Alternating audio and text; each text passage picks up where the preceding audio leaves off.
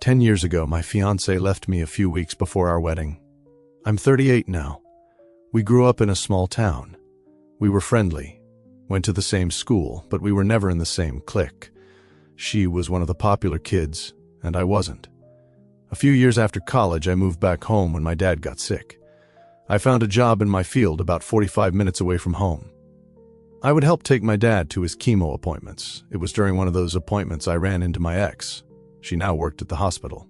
One day while waiting, I asked her out. It turned out we shared a lot of the same interests. It seemed like our relationship was going great. About a year or so into dating, my ex and I moved into a rented house together. The following year, I proposed. We began looking for a house. My ex always wanted to live in her grandparents' house on the lake near our town.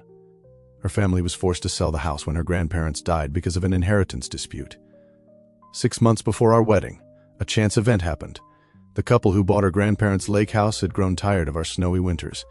It took some work and nearly all of my savings, but I was able to buy her dream house.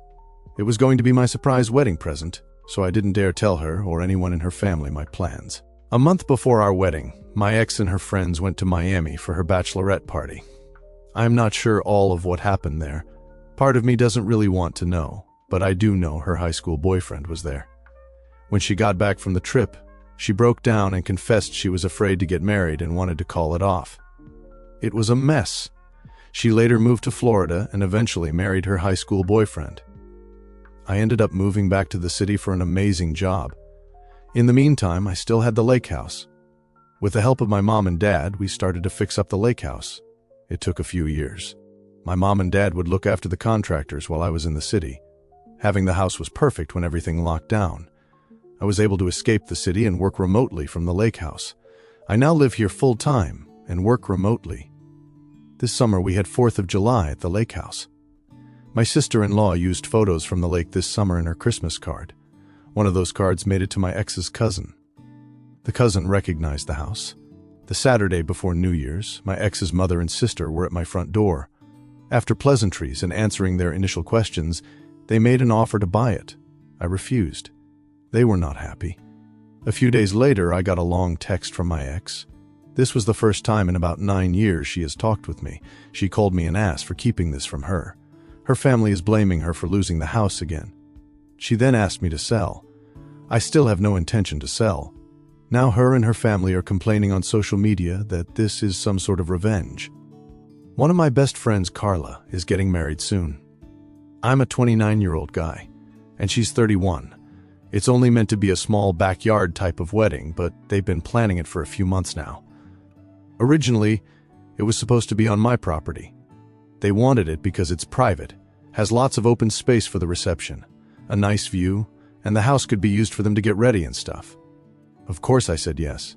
She and her fiancé Rick were very happy. Thing is, Carla and I do have a history.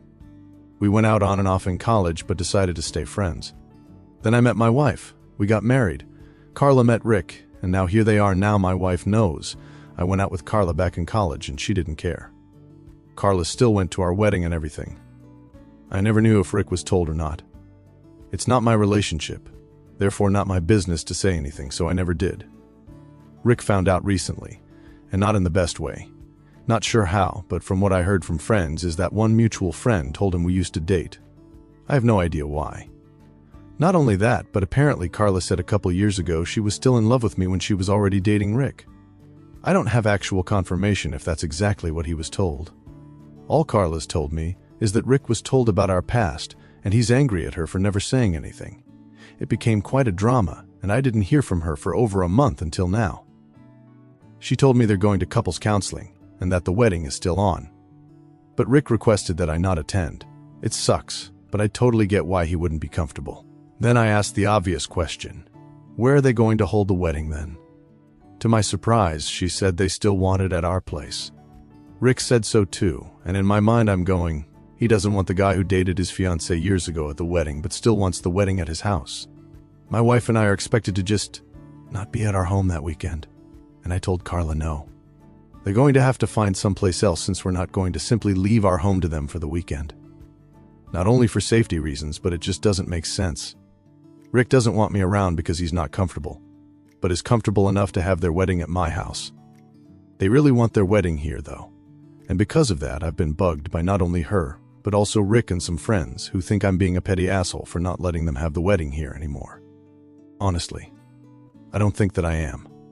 It just doesn't make sense at all to have to leave our own place for a wedding we're no longer welcome to, and leaving our home totally vulnerable. Still, I'm being accused of sabotaging their wedding, and Rick believes it's the least I can do after everything. Am I the asshole? I'm a 27-year-old guy who just moved into my new house a couple months ago, in a nice neighborhood. It was a house my late uncle was renting out and left it to me. The neighbors next door have 2 kids, ages 8 and 11. When I first moved in, I started taking up painting outside.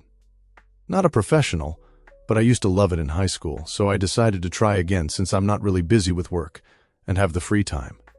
The boys would notice me outside in the afternoons, and the eldest asked me once if they could borrow my paint so they can make something too. And that's where it started. I'm a kids guy and hope to have my own one day, so I let them start coming over to paint after they were done with school. We got along great, and they enjoyed learning how to paint. Their mom hangs around when I'm outside with them to look at their work, and I'd chat with her. This has been an everyday thing for the last couple of months, well, until a few weeks ago when the dad approached me. This is the second time I've seen him since I moved. He never leaves the house, even when they do. He was really mad because he didn't appreciate me flirting with his wife in front of his own house, and also doesn't like that I'm using his kids just to talk to her. This caught me by surprise. I've never behaved in any way that would be inappropriate around her. Most of our talks are about her kids or everyday stuff. I did try to explain and apologize if I crossed any lines, but he just said to keep my distance from his family, so that's what I ended up doing. When the kids would come over, I'd tell them that I'm stuck with work stuff. It makes me sad to bum them out, but I didn't want to overstep with their dad. Then on Friday, the neighbor's wife came out while I was watering my lawn. She said she hopes they didn't bother me too much and was sorry if they took up so much of my time. It's because she thought I stopped having the kids over because I was tired of them or something. I didn't want her feeling bad since it probably seemed that way with how I abruptly ended the painting sessions. So I told her that her husband didn't seem happy about it, and he asked me to keep my distance. Didn't go into details. I only said I didn't want to upset him. It was obvious she didn't know from her reaction, but she thanked me for telling her. But that just seemed to make things worse because he came at me this morning, even worse than before. He was beyond pissed that I told her anything, and now it's my fault they had a fight. Now I feel awful. I really hate conflicts, and the last thing I wanted was to make my new neighbors hate me for causing them issues. Thinking back now, should I have told her anything? I really didn't want any issues, but ended up doing that anyway. Was I the asshole for the way I handled things here and causing them problems?